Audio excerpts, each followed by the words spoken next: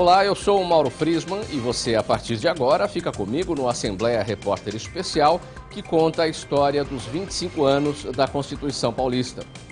O programa Legado da Constituinte mostra as etapas do trabalho de elaboração da Carta Magna de São Paulo, das emendas populares, das árduas discussões dos 84 deputados eleitos pelo voto popular. A nova legislação focava no cidadão e buscava uma solução ética e racional às questões fundamentais da redemocratização do país. Era o fim dos últimos traços da ditadura militar em São Paulo. O nosso convidado hoje é Alcides Carlos Bianchi. Paulista de Indaiatuba, tinha só 28 anos em 1989. Era o mais novo daquela legislatura e um dos mais atuantes. Fez parte de 3 comissões temáticas e integrou a Comissão de Sistematização da Assembleia Constituinte Paulista. Sindicalista, o petista Alcides Bianchi participou da elaboração do primeiro projeto de lei complementar sobre a criação de novos municípios. Ao repórter Jorge Machado, no plenário Juscelino Kubitschek, onde foi votada a Constituição Paulista, o ex-deputado comenta o esvaziamento da participação popular nos debates e o excesso dos projetos de iniciativa do Executivo.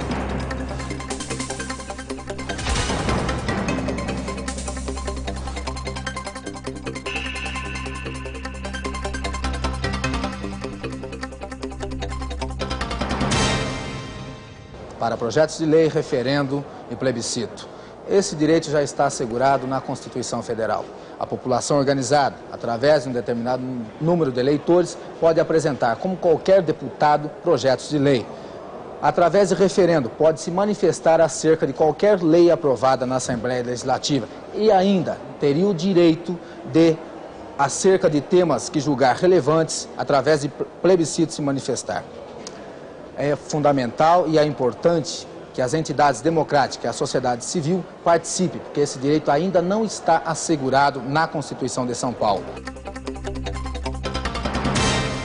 Vou conversar com o deputado Alcides Carlos Bianchi, sindicalista, foi secretário-geral do Sindicato dos Metalúrgicos de Campinas, vice-presidente da CUT São Paulo entre 87 e 88, elegendo-se deputado constituinte 87 e 91 pelo PT, com 15.580 votos concentrados na região de Campinas.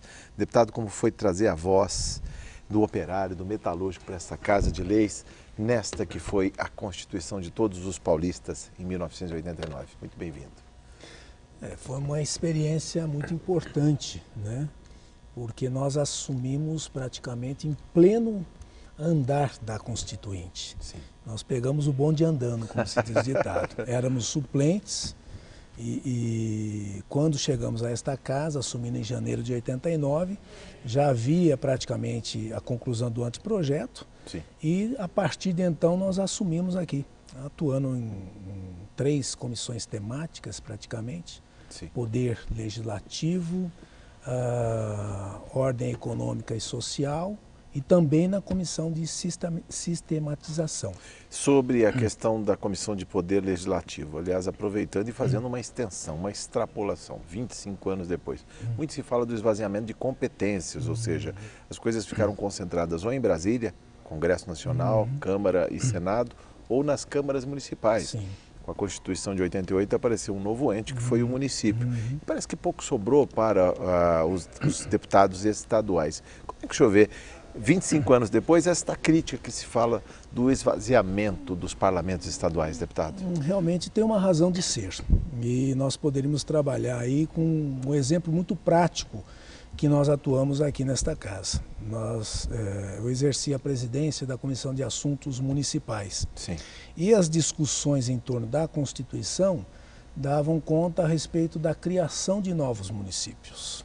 Então nós participamos de todo esse debate, essa discussão, e chegamos a atuar na elaboração do projeto, o primeiro projeto de lei complementar sobre criação de novos municípios. Sim.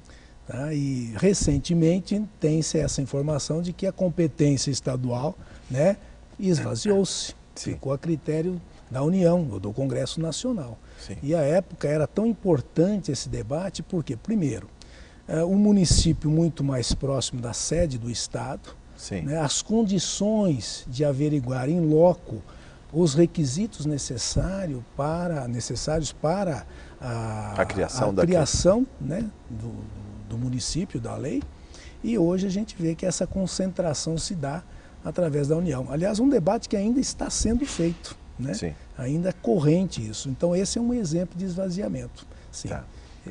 No tocante ainda ao poder legislativo, Sim. a capacidade de produzir leis, muitos reclamam também, hoje a pauta do dia tem mais de 800 itens, pelo menos 750 deles são vetos, ou seja, a capacidade legiferante parece que foi de alguma maneira estrangulada, a supermusculatura do executivo. Isso também foi obra, digamos, do Constituinte lá atrás, ou houve um cochilo de alguma maneira, haja vista que vínhamos de um tempo de arbítrio, ou seja, essa casa chegou a ficar fechada de 68 a 70, se governava por decretos. Perfeito, isso também se deu. Mas aí eu entendo que a participação popular, né, que também acabou se esvaziando de um período para cá, tinha um estrangulamento da ditadura, que não se tinha voz. Após isso, houve um período que ainda está em curso de absorção de uma nova etapa, de uma nova fase. Sim. E essa participação popular, na medida em que ela assumiu um pico e depois baixou, fez com que houvesse essa supermusculatura do executivo. Sim. Né? E aí acabam se esvaziando as iniciativas de projeto de lei. Né? As leis mais importantes em relação à parte econômica, principalmente, se devem à iniciativa do executivo. Ou seja, é tudo competência do executivo, Tudo, a capacidade de produzir leis que mexem com o orçamento ou que precisem de algum remanejamento de recursos. Infelizmente, grande parte da população não tem esse conhecimento, não sabe Mas tudo disso. tem custo, ou seja, quando ele Com procura certeza. o deputado da região dele, que acaba funcionando como um despachante ou um vereador, um super vereador, vamos dizer assim, ele não tem noção que o elástico de ação deste deputado é muito pequeno, é muito curto, ele pouco pode manobrar em termos de orçamento para trazer benefícios para a sua região? Na verdade, ele pode até ter, mas o que acontece? A forma como é colocada não lhe dá essa visão. Sim. Essa que é a grande questão de fundo. Sim. O que pode o executivo, o que faz o legislativo e qual o limite disso tudo? Qual é a intervenção que se dá? Ou seja, então o deputado estadual perdeu competência. Perdeu competência. Foi estrangulado Perdeu na sua iniciativa. capacidade de produzir leis. Certamente. Deputado, ainda no tocante ao papel do Poder Executivo e a capacidade de manobrar um orçamento público, ele divide, tira até no máximo 6% das receitas para o Judiciário, 3% para o Legislativo. Nunca chega a isso. Não. Nunca chega a isso. Nunca se ele tem acaba verba concentrando suficiente. mais recursos.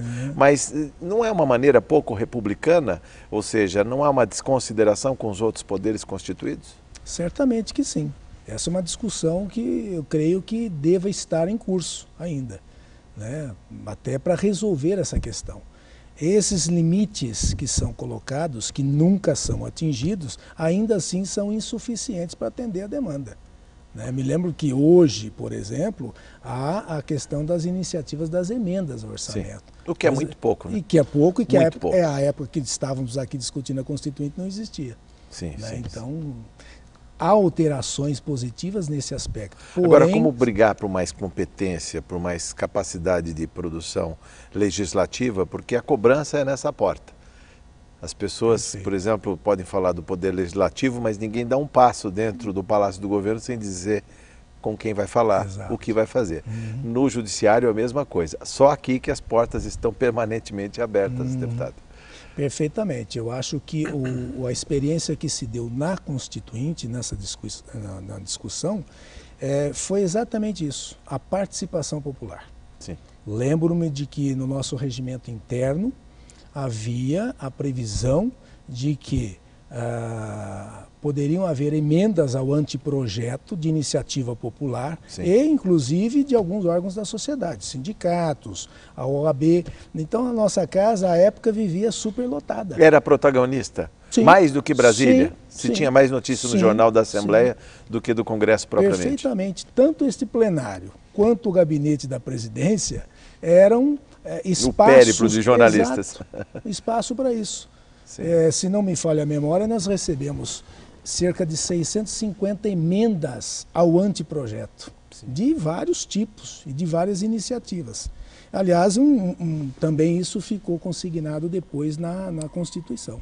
Deputado, como foi também dialogar com os prefeitos, com os gestores municipais no tocante à criação de novos municípios?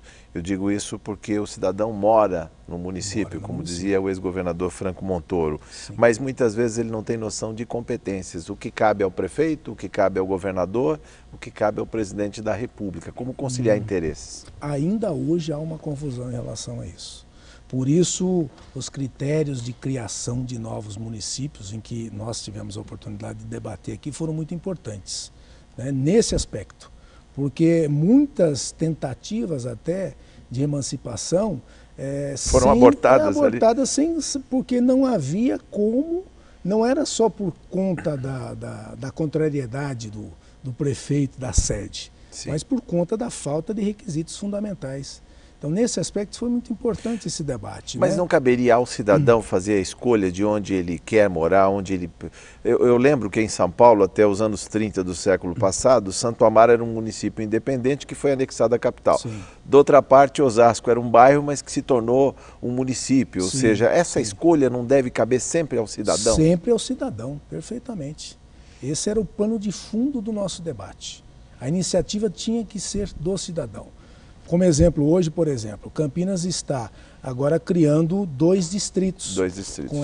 Com essa no mesmo dia da eleição. Mas de que adianta, né, o Estado, o território municipal, os limites serem redemarcados, vamos dizer assim, quando há interesses econômicos? Vamos pegar, por exemplo, Paulínia, que tem uma refinaria da Petrobras, perfeito, e Campinas. Os problemas não estão em Campinas, ou seja, a saúde, a educação, perfeito, as incumbências estão com o gestor municipal de Campinas, mas o bolo das receitas está do outro lado do rio. Esta é a divisão de interesse e cunhamento político. Essa que é a grande questão. Por isso que a participação popular, e aí você disse bem, que o cidadão é que tem que saber e ter todas essas informações antes de decidir. Porque senão nós trabalharíamos apenas com ilusões, né, acerca desses requisitos. Não se adiantaria criar um novo município se não tivesse condições de subsistência. Ou continuar dependendo da sede, né, da sede antiga. Então essa que é a grande questão. Vou dar um exemplo. Nós inserimos na Constituição, trabalhamos isso conjuntamente, no ato das disposições transitórias, a criação do município de Olambra. Não está escrito lá que é Olambra, mas há um artigo lá dirigido à criação do município de Olambra. Porque Olambra abrangia 4 municípios. 4 municípios. E a lei não permitia isso. Então foi aberto diante de todo um estudo que foi feito, com a participação de órgãos do governo administrativo, do Instituto Cartográfico e Geográfico, para definir essa questão, que era o único município a ser criado que nunca foi distrito. Então, esse debate foi feito antes de toda a criação dos novos municípios que nós fizemos depois através de lei complementar. As desigualdades econômicas entre os municípios de São Paulo, a questão agrária, a criação de novas regiões metropolitanas e uma divisão mais justa do orçamento do Estado foram temas de grandes discussões na Constituinte. A gente faz agora um pequeno intervalo no Assembleia Repórter Especial, Legado da Constituinte, e volta em poucos minutos. Até já.